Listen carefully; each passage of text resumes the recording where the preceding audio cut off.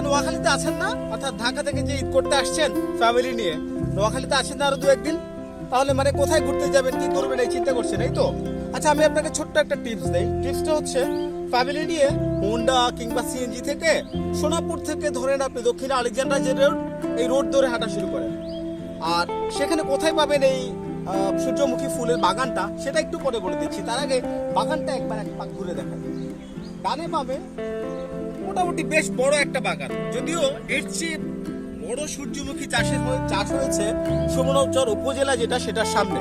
ওইদিকে এখন যাচ্ছি না, যারা ওইদিকে যাবেন যেতে পারেন, কিন্তু এইদিকে আসলে আপনি একটা সিএনজি কিংবা যেটা বলি যে আপনার বাইকটা নিয়ে সোজা আসবেন মন্নাননগর যে বাজারটা, সেই বাজারের একটু আগে হাতের বাম পাশে তাকালে দেখবেন যে এই সূর্যমুখী বাগান।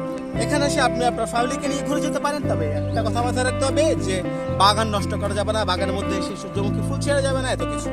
আর হ্যাঁ, যখন আপনি বাগানটা দেখবেন তার সাথে তো আরেকটা জিনিস দেখা অবশ্যই চাই, সেটা হচ্ছে মন্নাননগর বাজারে যাবেন, তার বাম পাশে মন্নাননগর স্কুলের সামনে বিশাল একটা মসজিদ আছে, মন্নাননগর জামে মসজিদ, যেখানে 3000 মানুষ একসাথে নামাজ পড়তে পারেন।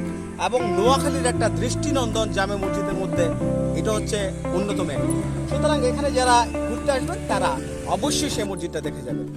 ঠিক আছে।